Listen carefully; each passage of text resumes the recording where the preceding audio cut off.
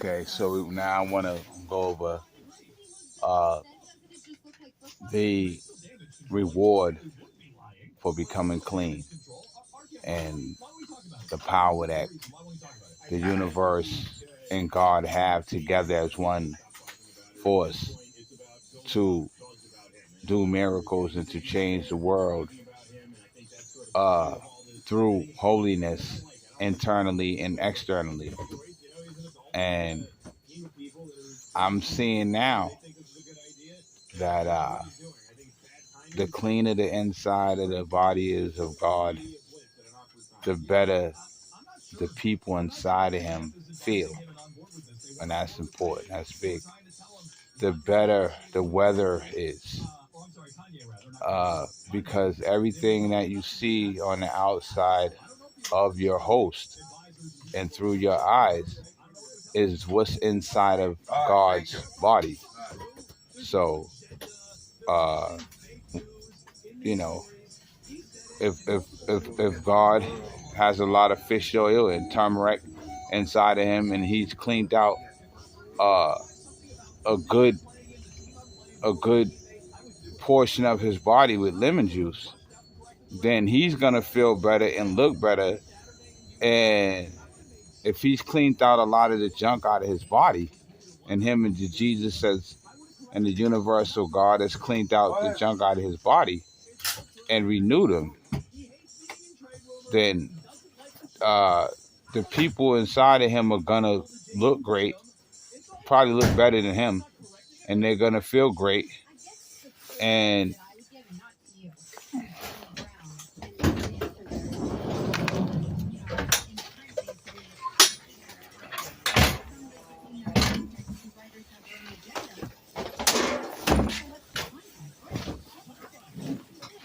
they're gonna feel great, and they're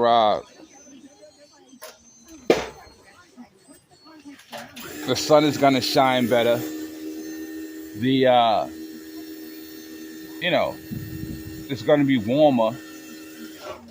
The people gonna have a better day. Like, instead of the devil being in their peripheral and bothering them, they won't be bothering them.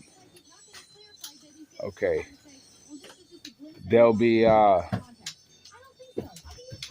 they'll be they'll be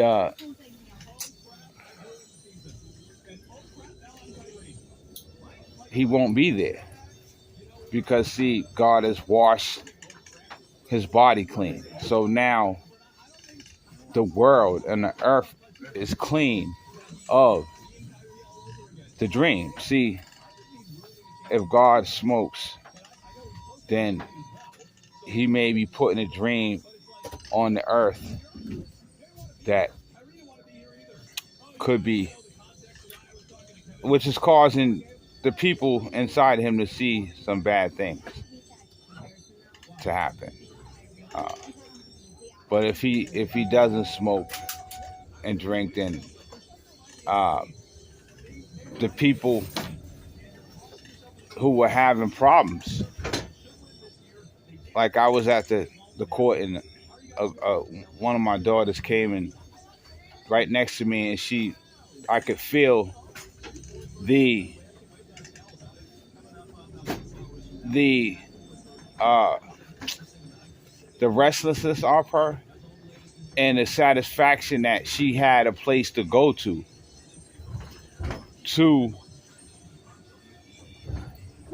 get help, because she said, I want to put a restraining order on someone who's been bothering me, and I feel was threatening my life. And it was her baby's father, and she put a restraining order on him, and she was very happy that she could do this. It gave her some power. It gave her someone to go to, and it gave her some protection that was powerful. He can't violate that order. Okay, Imagine you being a woman and you not having no firearm, or and you have to deal with some person stronger than you messing with you.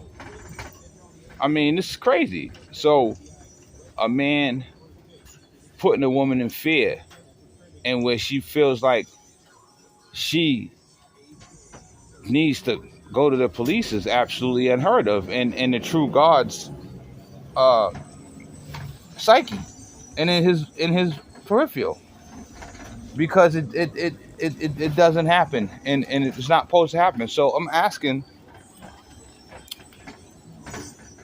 the God that is before us, why do you have men hitting on women and women that have been killed by men and shot? What is going on with that? I thought that God was all that. I thought he was powerful. So why do you have this in your world? I asked God, why? So that proves to you that you have to be Satan, because you can't be the true God and you have this going on. You have women coming up to the desk asking for help from the police for the restraining order for the baby's father. Why is the baby's father harassing the girl to where the point she feel like she need to get a restraining order? Tell me. Why? Where's his father at? Where's his mother? Why is his mother and his father letting him harass his baby's mother? You know, where are their parents? How come somebody ain't put a foot in his ass? Excuse my language. So these are issues that you have to ask yourself where God is at, because there ain't no way in hell a female should have to go to the police before she can go to God and say, God, this guy is bothering me. Can you get rid of him? And God say, oh, yes, your majesty, snap his fingers, and that man disappear. Okay, or something happened to him right in front of you. That's God. You don't need to go to police if God exists. But the fact that she had to go to the police proves that the people themselves are God. And it proves that the heavenly God became the devil at some point. Okay. And when you understand that the people themselves are God, now you have the true understanding of what is going on. Now you're not so confused. You know, when you know there's no heavenly God, there's no God. I mean, he's not answering your prayer. You got to answer your own prayer. If you want a job, you got to go get it. You can't pray to him. He's going to do it. You got to do it yourself. Okay? So, that's what it is. And now you have ambulance and nurses and doctors and police, because the heavenly spirit creatures they're too immature to do what they're supposed to do, which is imitate Jesus. The angels, or the supernatural hybrids, which are invisible flying beings that have heads and arms and torso, are supposed to take care of the earth for God. And God is supposed to take care of the earth. They're just pieces of God. Just like your kids are pieces of you, well, the angels are pieces of God.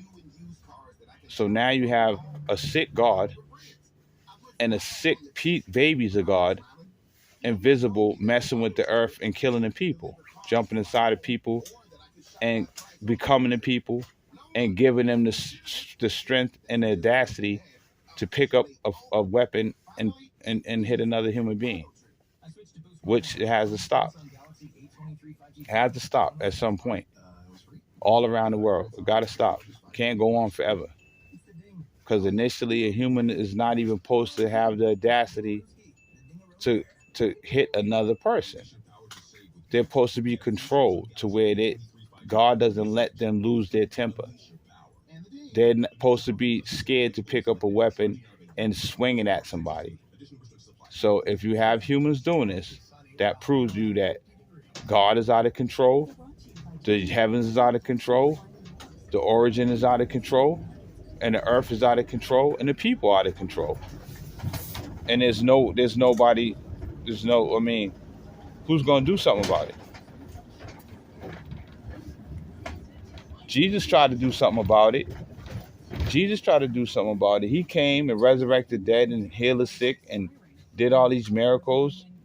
And they got mad because Jesus did these miracles. And then they tried to kill Jesus for doing good. So I don't know, man.